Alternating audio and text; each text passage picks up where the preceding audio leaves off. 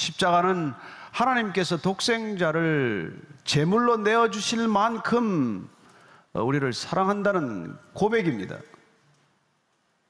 인간의 죄보다 하나님의 사랑이 더 크다는 실정이죠. 부활은 소망입니다. 부활은 십자가의 죽음으로 우리가 의로워질 수 있다는 소망. 십자가의 죽음이 단순한 죽음이 아니라 메시아의 죽음, 의로운 죽음이기 때문에 우리가 의로움을 회복할 수 있다는 소망입니다. 이 십자가의 사랑과 부활의 소망을 연결하는 고리가 믿음입니다. 이 믿음으로 십자가의 사랑과 부활의 소망이 구원을 완성한다는 것을 우리가 목격하게 되는, 믿음으로 목격하게 되는 능력이 되는 것이죠. 사도 바울이 능력을 체험한 사람입니다. 따라서 그는 오늘 이 부활에 관한 논증을 시작하고 있는데, 당시 이 십자가는 역사적 사실로 반증할 일이 없지만 특별히 몸의 부활에 대해서는 그걸 거부하거나 불신하거나 또 혹은 공격하는 세력들이 많았어요. 그래서 오늘 우리가 이 본문을 통해서 그 당시나 지금이나 잘 믿어지지 않는 부활에 관한 얘기를 바울의 논증을 통해서 확인하고자 합니다. 12절 말씀이에요. 시작입니다. 그리스도께서 죽은 자 가운데서 다시 살아나셨다 전파되었거늘 너희 중에서 어떤 사람들은 어찌하여 죽은 자 가운데서 부활이 없다 하느냐. 십자가는 흔들 수 없는 증거가 되었습니다. 역사적 기록으로 남았어요. 그러나 부활은 십자가의 죽음을 목격한 목격자들의 숫자에 비하면 지극히 현저히 적은 숫자입니다. 그리고 십자가의 부활을 목격하지 못한 사람들에게는 믿음이 가지 않는 그런 소식이었어요. 그래서 초대교회 때 이 부활을 믿지 못하는 사람들이 헬레니즘의 영향을 받아서 이원론에 빠져서 이 부활에 대한 믿음을 뒤흔드는 대표적인 사람들이 있었습니다. 특별히 초대교회의 믿음, 그리스도인들의 믿음을 약화시키는 대표적인 두 부류가 있다면 한쪽은 이 유대주의자들이에요. 주데아이즈라고 불렀던 이 유대주의자들은 예수 믿으려면 유대인처럼 믿으라는 것입니다. 모세의 율법을 지켜야 하고 할례도 받아야 하고, 그래야 그리스도로 개종은 했지만 자꾸 유대인처럼 믿으라는 거예요. 오늘도 그런 식으로 있습니다. 믿으려면 나처럼 믿으라, 이런 사람들도 어쩌면 그런 부류에 속할지 모르죠. 믿으면 예수님처럼 믿어야지 나처럼 믿으면 안 됩니다. 예. 여러분들이 혹시 믿더라도 누구에게 복음을 전할 때 그렇게 말씀하면 안 됩니다. 예수님처럼 믿어야지 그 목사처럼 믿으면 안 됩니다. 두 번째 부류가 이 유대주의자들, 유대율법주의자들과 함께 교회를 흔들었던, 우리의 믿음을 특별히 흔들었던 사람들을 영지주의자라고 부르는 사람들입니다. 이들은 당시 헬레니즘의 이원론적 철학과 사상에 깊이 물든 사람이에요. 이원론이란 쉽게 말하면 인간의 육신은 악한 것이다 이겁니다. 영혼은 좋은 것이다. 육신이 악하다면 육신으로 오신 예수님의 인성, 예수님의 성육신, 예수님의 몸의 부활 이런 걸 전부 다 부인하게 됩니다. 따라서 예수님은 몸을 입고 오셨다는 것 자체를 부인하는 그런 생각으로 발전하게 됩니다. 그래서 예수님은 몸으로 온 것이 아니라, 인간으로 온 것이 아니라 잠시 인간처럼 보였을 뿐이다, 환영에 불과하다, 환상에 불과하다, 그런 논지를 펼친 것이죠. 어느 게 사람들의 귀에 솔깃했을까요? 몸이 다시 부활한다는 걸 훨씬 믿기가 어렵지 않겠습니까? 그래서 이들 영지주의자들의 생각은 초대교회를 곳곳에 뒤흔들어 놓게 됩니다. 특히 고린도 교회, 또 디모데가 목회하고 있었던 에베소 교회, 이런데 자꾸 그 믿음들이 흔들리게 된 것이죠. 그래서 지금 사도 부활은 이 몸의 부활을 어떻게 하면 논증할 것인가? 우리도 이런 변증적 이 능력을 가지고 있어야 사실은 될 터인데, 부활에 대해서 믿는 사람은 너무 당연시하거나 너무 쉽게 믿어버리고, 안 믿는 사람은 그건 젖혀놓고 그냥 내가 믿기는 만큼만 믿거나 그렇게 되기가 쉬워요. 근데 오늘 사도 바울의 논증은 첫째, 늘 팩트에서 시작한다는 것입니다. 늘 사실에서 시작한다는 거예요. 자, 고린도전서 15장 앞에 4절부터 6, 8절까지 같이 읽습니다. 시작. 장사 지낸 바 되셨다가 성경대로 사흘 만에 다시 살아나사 게바에게 보이시고 후에 12 제자에게와 그 후에 500여 형제에게 일시에 보이셨나니 그 중에 지금까지 대다수는 살아있고 어떤 사람은 잠들었으며 그 후에 야고보에게 보이셨으며 그 후에 모든 사도에게와 맨 나중에 만삭되지 못하여 난 자 같은 내게도 보이셨느니라. 부활하신 예수님을 보았다는 거예요. 목격한 목격자들입니다. 목격한 증인들이에요. 증인들이 이렇게 남아있는데 증인들 앞에서 당신들이 어떻게 부인할 수 있냐는 것이죠. 특별히 우리가 디모데에게 한 말씀을 보면요, 디모데 후서를 보면은요, 2장 17절 18절입니다. 시작. 그들의 말은 악성 종양이 퍼져나감과 같은데 그 중에 후메네와 빌레도가 있느니라. 진리에 관하여는 그들이 그릇되었도다. 부활이 이미 지나갔다 하므로 어떤 사람들의 믿음을 무너뜨리느니라. 부활은 이미 지나간 것이다. 일회적 사건이니까 이미 지나간 것이죠. 예수님의 부활은 독특한 부활이셨습니다. 그래서 그 몸의 부활체라고 부르는 그 몸은 방문이 잠겨 있는데도 불구하고 방문을 통과해서 쑥 나타나시거나, 그래야 시간적으로 공간적으로 초월적인 어떤 몸, 우리가 가지고 있는 이 지금의 육신의 몸과는 다른 몸을 가지고 계셨고, 그분께서는 그 몸을 만져보라고 하셨고, 의심하는 도마에게는 창에 찔린 창자국과 못자국에 손을 넣어보라고 말씀하셨고, 그리고 제자들에게는 심지어 물고기를 한 토막 시장하다고 구워달라고 말씀하시거나 같이 식사하시는 그런 모습을 보이셨다는 거예요. 그게 우리가 그게 어떻게 이해가 되겠습니까? 그걸 목격하면서도 의심을 했던 제자가 있는데, 특별히 여기 보면은 에베소 교회 후메네오나 빌레도라는 사람이 그런 주장을 강하게 하는 바람에 교회가 시끄러웠다는 것을 우리가 알 수 있습니다. 문제는 이 부활이 공격받기 시작하면은 믿음 전체가 흔들리기 시작하는 것을 마치 악성 종양이 몸에 퍼져나가는 것 같아서 살이 썩어 들어가고 끝내 뼈까지 썩어 들어가는 그런 일이, 그런데 비유함으로써 우리 신앙체계 전체가 무너진다는 것을 경고하고 있는 것이죠. 그러나 사도 바울은 이렇게 말합니다. 13절입니다. 시작.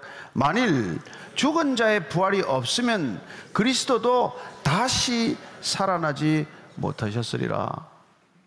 죽은 자가 부활하는 것이 없다고 한다면 예수 그리스도께서는 처음부터 부활할 리가 없지 않느냐. 그분은 부활을 통해서 구원이 무엇이라는 것을 우리에게 몸소 보여주셨고, 구원이란 십자가에서 그분이 죄값을 대신 치르는 것으로 시작이 되지만, 의로워진 우리도 그리스도처럼 죄 없이 죽은 그리스도처럼 부활에 이르는 것이 우리 신앙의 목적이라고 하는 것입니다. 사도 바울에게는 그것이 늘 신앙의 목적이었어요.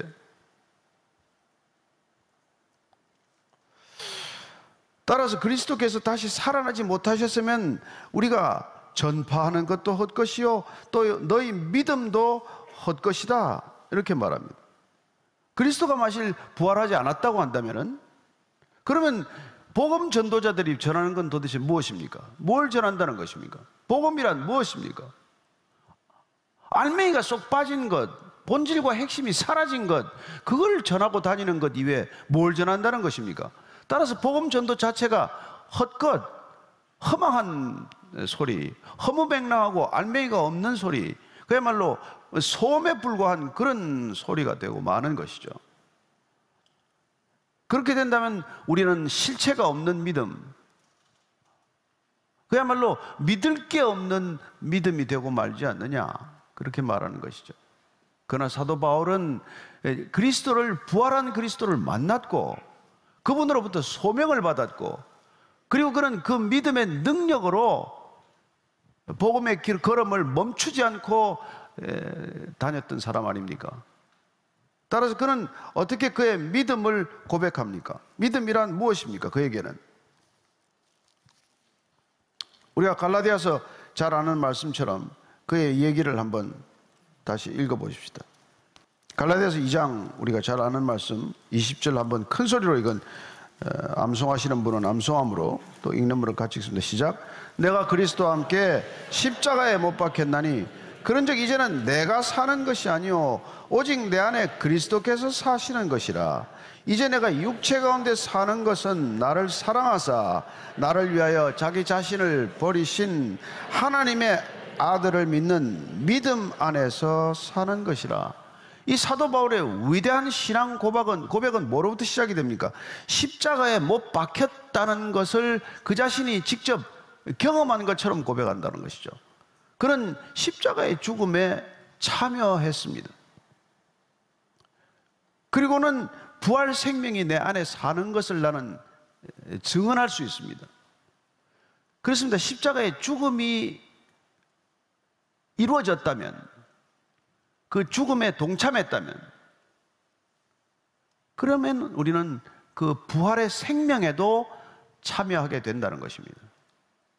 따라서 두 개는 분리가 되지 않는 그런 구원의 세트와도 같은 거라는 것이죠. 따라서 그에게는 지금 육체 가운데 이제 사는 것은 내가 아니요 내가 사는 게 아니라 내 안에 그리스도가 사시는 것이다. 나는 이미 십자가에 죽었다. 죽음에 동참했다. 아니, 어쩌면 십자가에 죽어야 할 사람은 예수 그리스도가 아니라 나 자신이었고, 예수님이 대신 죽었다는 그 죽음을 나의 죽음으로 받아들였을 때 그는 부활의 생명과 함께 동참할 수 있는, 부활의 생명에 참여할 수 있는 부활의 능력을 지니게 되었다는 것이고, 그 능력으로 인해서 그는 이제는 믿음으로 연결된 삶, 구원이 연속적인 과정을 이루어가는 삶을 살게 되었다는 것이죠. 따라서 그는 구원받았고 구원의 생명을 날마다 이루어가고 있고, 그리고 완성될 구원을 향해서 나아가는 믿음의 걸음을, 중단 없는 걸음을 걸어가고 있는 그런 사도가 되고 만 것이죠. 자, 15절입니다. 시작. 또 우리가 하나님의 거짓 증인으로 발견되리니 우리가 하나님이 그리스도를 다시 살리셨다고 증언하였습니다. 만일 죽은 자가 다시 살아나는 일이 없으면 하나님이 그리스도를 다시 살리지 아니하셨으리라. 얼마나 중요한지 이 사실을 그는 반복해서 논증하고자 합니다. 같은 얘기를 되풀이하는 거나 마찬가지죠. 만일 그분이 부활하지 않았다면 예수 그리스도께서 내가 십자가에 못 박혀 죽어야 할 것이고 죽은 지 사흘 만에 다시 살아나야 하리라고 한 그분의 말씀도 거짓이 될 것이고, 하나님이 거짓될 것이고, 그리스도께서 사흘 만에 다시 살아나야 한다고 하는 이 그분의 예언과 그분의 말씀이 사실대로 이루어지지 않았다면 그분이 하신 어떤 말씀도 우리가 믿을 수 없는 말씀이 되고 마는 것이죠. 따라서 우리가 그리스도인의 신앙을 흔들어 놓는 가장 쉬운 방법은 무엇이겠습니까? 이 부활을 흔들면은 모든 신앙은 전체가 흔들리게 되는 것이죠. 왜요? 부활은 처음부터 끝까지 믿음의 사건이기 때문입니다. 십자가의 사랑과 부활이 완성된 구원의 그림으로 우리에게 다가오기 위해서는 우리는 믿음으로밖에 그것을 완성할 수 없는 길이고, 그리고 믿음의 경주를 완성해야만 우리는 부활의 몸을 입을 수 있기 때문에 주님께서는 이 부활의 몸을 믿음으로 받아들일 수 있는 사람에게만 나타나셨고, 믿음이 꼭 필요한 사람들에게만 먼저 이 믿음을 전하셨고, 그리고는 그 믿음으로 기꺼이 믿음의 길을 완주할 제자들 중심으로 부활의 몸을 보이고 다니신 것이죠. 자, 16절 이하를 읽습니다. 시작. 만일 죽은 자가 다시 살아나는 일이 없으면 그리스도도 다시 살아나는 일이 없었을 터이요 그리스도께서 다시 살아나는 일이 없으면 너희의 믿음도 헛되고 너희가 여전히 죄 가운데 있을 것이요 그분이 다시 살아나지 않으셨다면 십자가의 죽음이 끝이라면 한 의로운 청년의 죽음에 불과한 것이겠죠. 그분이 죽어가면서 내가 다 이루었다고 하는 것이 무슨 소용이 있겠습니까? 그분이 모든 인간의 죄를 사했다고 하는, 죄값을 치렀다고 하는 말이 무슨 능력 있는 말씀으로 우리에게 다가오겠습니까? 한 청년의 의로운 죽음에 불과한 것이고, 어쩌면 모든 인류의 죄를 내가 지고 이렇게 십자가에 달렸다고 하는 주장 자체를 들으면 과대망상증 환자인가? 어쩌면 그런 논지를 편다고 하더라도 우리가 딱히 반론을 제기하기가 어렵지만, 그러나 그분이 다시 부활하셨기 때문에, 부활의 몸으로 제자들에게 나타나셨기 때문에, 적어도 제자들은 예수님께서 내가 사흘 만에 다시 살아나리라고 한 그 약속은 참된 약속이고, 그 약속이 참이라면 어떤 언약도, 어떤 약속도, 어떤 말씀도 능히 다 이루어지는, 그야말로 주님께서 내가 단 한마디도 1점 휘력도 남기지 않고 다 이룰 것이라고 하신 말씀은 참된 말씀이라는 믿음이 될 것이고, 그분의 말씀을 우리가 기억하고 그분의 말씀대로 살아가는데 갈등이 없어지는 것이죠. 왜 여러분들 우리 신앙이 무기력합니까? 왜 그분의 말씀대로 못 삽니까? 그분의 말씀이 액면 그대로 안 믿어지거나 그분의 말씀을 우리가 이루어낼 수 있는 능력이 우리 안에 없기 때문이죠. 그러나 그분께서 다시 살아나셨기 때문에 우리에게 그런 능력이 주어진 것이고, 그때 우리의 믿음은 참된 믿음, 능력 있는 믿음, 그 믿음은 나로부터 비롯된 믿음이 아니기 때문에, 그리스도의 신실하심으로부터 비롯된 믿음이기 때문에 그분께서 명하시는 것들을 고스란히 우리가 이루어갈 수 있는 믿음이 되는 것이죠. 이 세상에 숱한 종교가 있고 숱한 믿음이 있습니다만, 그 믿음은 도대체 어떤 것들입니까? 나로부터 비롯된 믿음이에요. 모든 믿음은 내가 선을 쌓아야 하고, 내가 신을 달래야 하고, 그리고 심지어는 내가 이 온 세상의 에너지를 끌어당겨야 한다고 생각을 하고, 주문을 외우건, 뭐 자기 체면을 걸건, 그런 믿음을 갖기 위해서 끊임없이 자기의 노력, 자기로부터 시작된 생각의 그 출발점이라는 것입니다. 그러나 십자가의 죽음과 부활 앞에 서면은 우리는 그 어떤 것도 우리로부터 비롯되지 않았다는 것을 고백할 수밖에 없는 존재인 것이죠. 십자가 앞에서는 누구나 다 죄인이고, 그분 앞에서는 우리는 그 어떤 것도 내세울 것이 없는 그런 존재라는 것을 인정하기 때문에 우리의 믿음은 나로부터 비롯된 믿음이 아니라 그분의 사랑으로부터, 그분의 신실하심으로부터 비롯된 믿음이라는 것입니다. 따라서 우리가 조금 기분이 언짢아도, 일이 좀 안 돼도, 불행한 사건이 자꾸 중첩되더라도, 그러나 우리의 신앙이 흔들리지 않는 믿음의 길이 되기 위해서는 주님께서는 말씀에 의지한 신앙, 십자가와 부활로 완성되는 구원에 대한 믿음으로 우리의 신앙을 이끌어 나가고자 하시는 것이죠. 저와 여러분들이 개인적인 체험이나 개인적인 경험이 무용지물이라는 뜻은 아니지만은, 그게 신앙의 뿌리가 아니라 예수님께서 이 땅에서 죽으시고 부활하신 사건, 실제 팩트가 우리 신앙의 뿌리가 되기를 축복합니다. 그리고 그분께서 말씀하신 이 말씀, 기록된 이 말씀, 역사적 사건으로 증언된 이 증언, 이게 우리 신앙의 모든 것이 되어야 한다는 것이죠. 그럴 때 여러분은 어떤 어려움이 있더라도, 뭐 팬데믹보다 더 큰 어려움과 고난이 닥치더라도 우리는 흔들리지 않는 신앙의 길을 가게 될 것입니다. 그렇지 않다면 여러분들은 날마다 흔들리는 신앙, 날마다 믿음과 의심 사이를 왔다 갔다 하는 그런 뿌리가 흔들리는 신앙이 되고 말겠죠.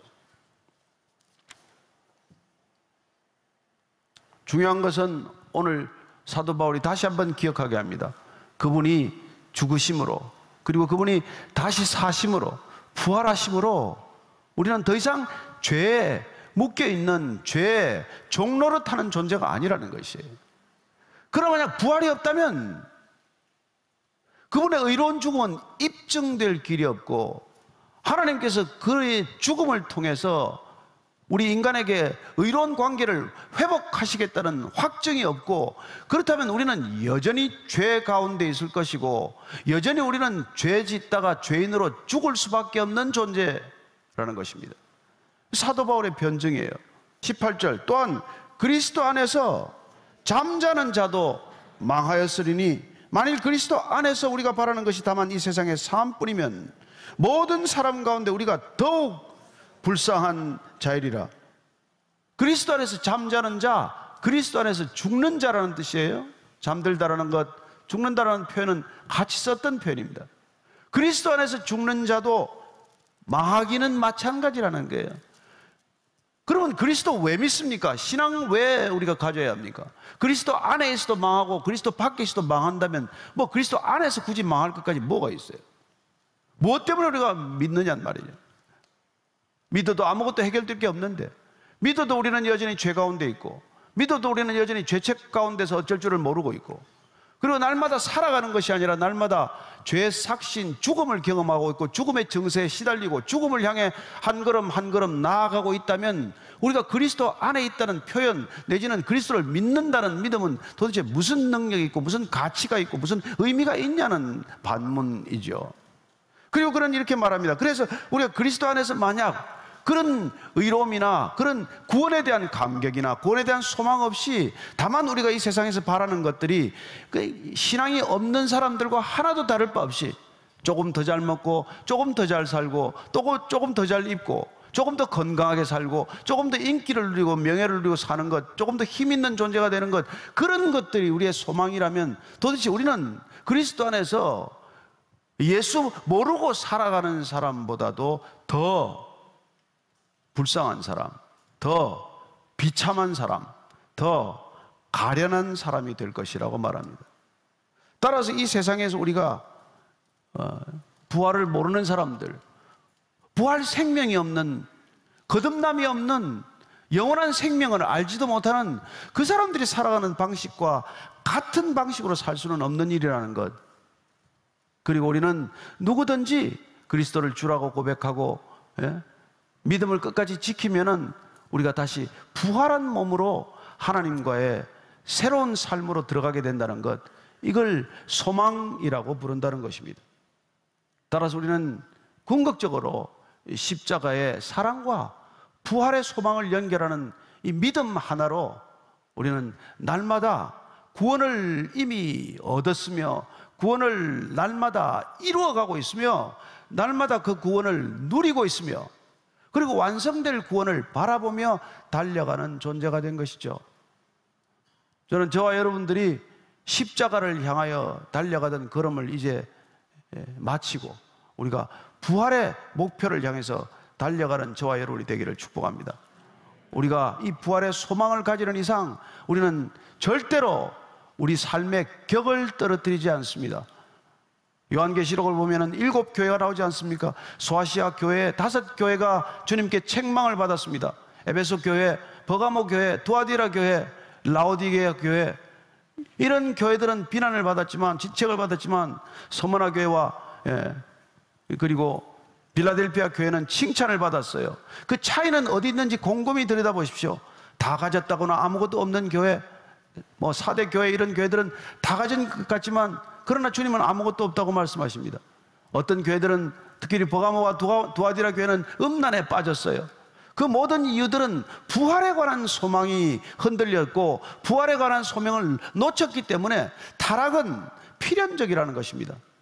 그러나 서머나 교회나 빌라델피아 교회는 부활에 대한 소망을 굳게 붙들었기 때문에 그들은 믿음을 지켰고 환난을 이길 수 있는 교회가 된 것이죠.